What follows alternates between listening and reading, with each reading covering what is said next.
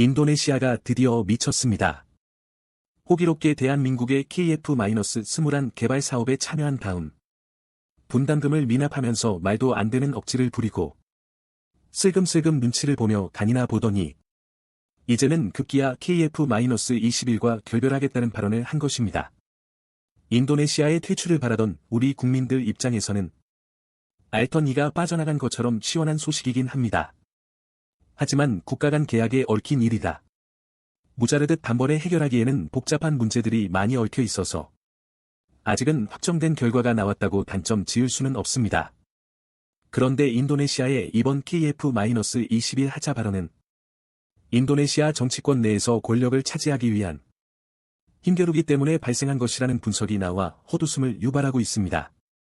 그러니까 다른 것도 아니고 엄청난 예산이 투입된 국가 간의 신뢰를 바탕으로 한 계약 사안을 가지고 권력 암투를 벌인다는 것인데요. 이쯤 되면 인도네시아의 모양새가 처량하기까지 합니다. 하지만 인도네시아는 처량함을 넘어선 처참함으로까지 추락하고 있는데요. KF-21 분담금 지급을 차일 피일 미루는 와중에 돌입한 전투기가 폐기물 수준의 고철이라는 것입니다. 갖가지 핑계를 대며 KF-21 개발 분담금 납입을 미루던 인도네시아가 최근 1조에 가까운 예산을 임한 전투기 사업에 집행했습니다. 인도네시아가 이제야 정신을 차리고 KF-21 분담금을 완납한 게 아닌가 하는 기대는 하지 않으시는 게 좋습니다. 인도네시아가 거액의 예산을 들인 기체는 사실상 5세대 전투기라고 분류되는 KF-2100일 아니다. 지금 당장 퇴역해도 이상하지 않은 고물 전투기였습니다.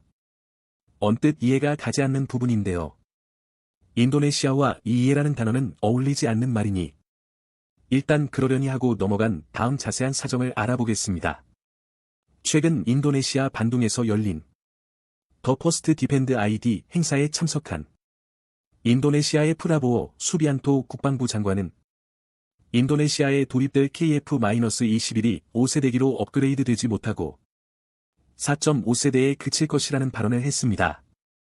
분담금을 완납 못하면 KF-21이 인도네시아에 도입되지도 않을 텐데 시작부터 엉뚱한 소리를 한 것인데요. 그 다음에 한 말이 더욱 충격적입니다. 프라보이 장관은 진정한 5세대 전투기 도입을 위해 한국이 아닌 다른 국가와 협상을 진행 중이라고 했으며 그 나라는 바로 TFX 사업을 진행하고 있는 튀르키예라고 밝혔습니다. 튀르키예는 현재 자체적으로 5세대 전투기를 개발하기 위해 TFX 사업을 진행하고 있는데요. 한국의 KFX 개발 사업을 그대로 따라하면서 시작됐었던 이 사업은 여러 번 무산될 위기가 있었지만 최근에는 겉으로 보기엔 수남하는 모습을 보여주고 있습니다. 에르도안 정권의 선거 승리를 위해 껍데기만 그럴듯한 모형을 내세운 걸로 의심받고 있지만 지난 3월에는 TFX의 첫 번째 시제기가 등장하고 지상 주행 시험을 치르는 모습을 공개하기도 했었죠. 그런데 튀르키예에서 보여준 대로라면 개발이 중반을 넘어선 지금의 TFX 사업에 이제 와서 인도네시아가 길 여지가 있을까 하는 의문이 듭니다. 그런데 최근 인도네시아와 튀르키예가 손을 잡으려 한 이후에 단서가 포착됐습니다. 지난 몇 년간 인도네시아에서 분담금 지급을 지연하자 KAI에서는 인도네시아 기술자들의 개발 참여를 거부하고 기술 이전 교육도 전면 중단했습니다. 이런 상황에서 불필요한 인도네시아 측 항공 전문가들이 계속해서 한국으로 입국하고 있다는 사실이 드러나며 이들이 KF-21에 접근하여 기술을 빼내려 하는 게 아니냐는 의혹이 제기되고 있습니다. 거기에 마침 KFX 사업에 미납금을 두고 인도네시아와 한국의 최종 협상이 이달 내로 시작될 예정인데요. 인도네시아에서 미리 공개한 협상 조건을 살펴보면 어처구니가 없어서 말이 나오지 않을 지경입니다. 인도네시아에서 분담해야 했었던 개발 비용을 총 20%에서 15%로 줄여달라는 말도 안 되는 조건을 시작으로 계약으로 정해져 있었던 KF-21 1차분의 도입 단가와 물량을 줄여달라고 요구했습니다. 거기에 한국의 허가 없이 KF-21을 제3국의 중고로 팔 수 있게 해달라는 조건을 붙였습니다.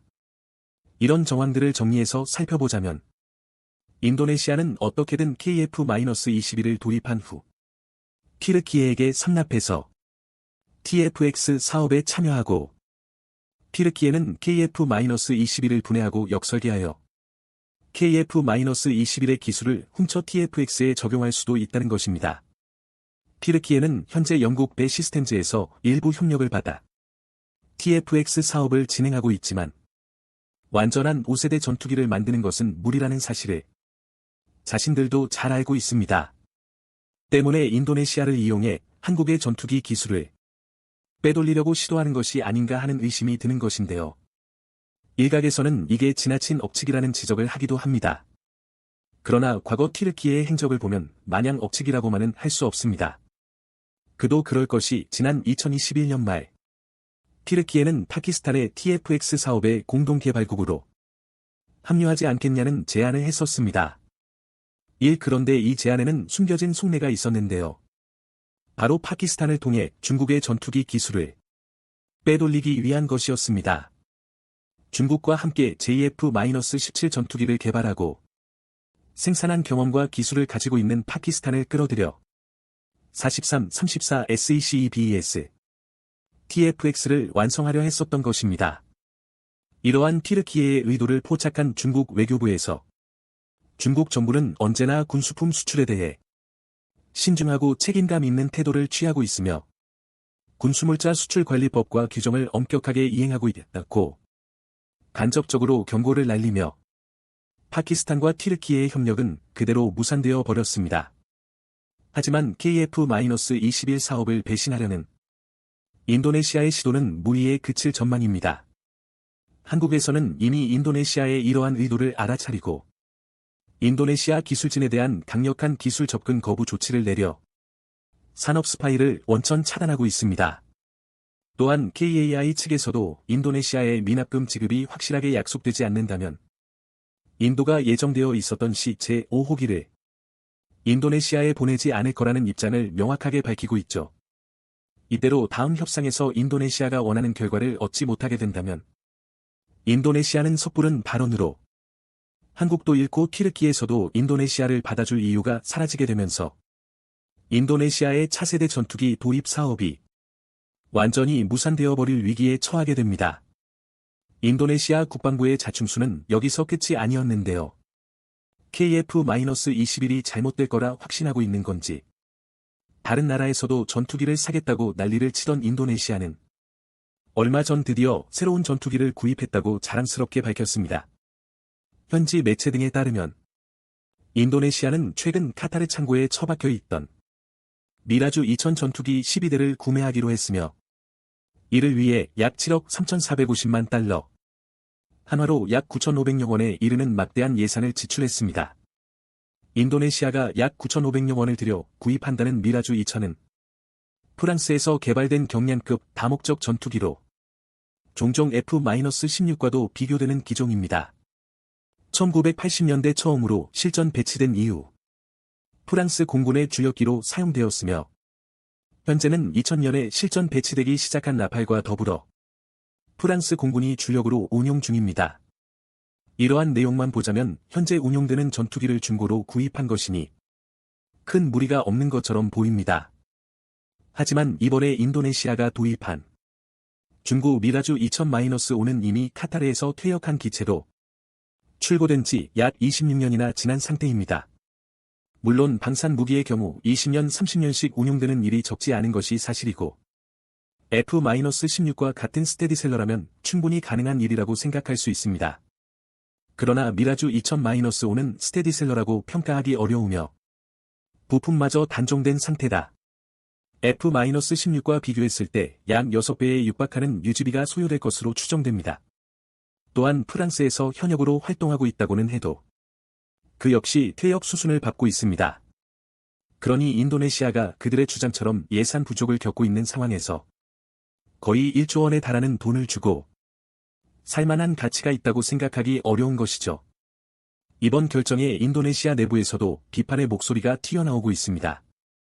심지어 인도네시아 국방부의 정책에 가장 우호적이었던 인도네시아 군사 매체인 조나 자카르타에서도 프라보이가 세계 일주를 했지만 카타르의 미라주 2000을 제외하곤 인도네시아의 전투기를 팔려는 사람이 없었다는 제목의 기사를 보도하며 미라주 2000 도입 결정을 강하게 비판했는데요. 또한 조나 자카르타는 미라주 2000은 쓸모없는 고철 덩어리에 지나지 않는다는 중국 군사 전문가의 발언을 인용하여 미라주 2000은 시대에 뒤떨어진 무가치한 전투기라고 결론을 내렸습니다. 심지어 인도네시아에서는 카타르와 인도네시아를 연결해준 프랑스 민간기업과 자국 국방장관 사이에 일종의 커넥션이 있는 게 아니냐는 의혹까지 쏟아지는 중입니다. 그도 그럴 것이 그 비싼 돈을 들여 구입한다는 게 고작 해야 무리 26년이나 된 퇴역 전투기라고 하니 기가 찰 수밖에 없는 것이죠.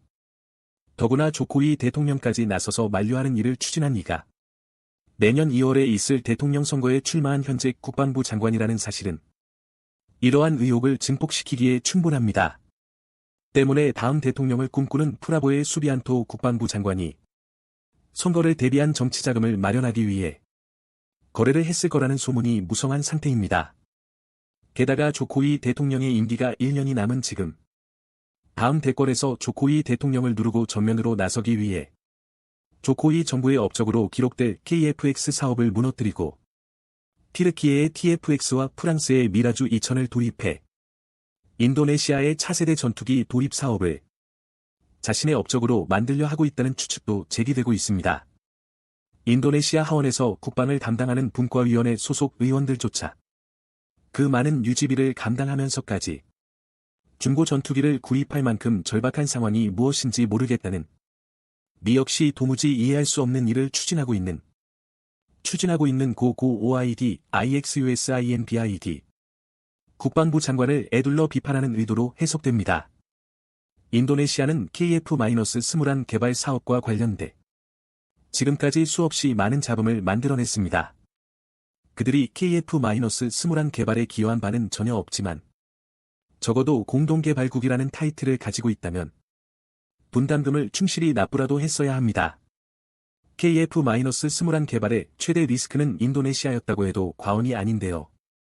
KF-21 개발이 성공하고 양산까지 앞둔 현 시점에서는 더 이상 인도네시아에 휘둘릴 이유가 없습니다.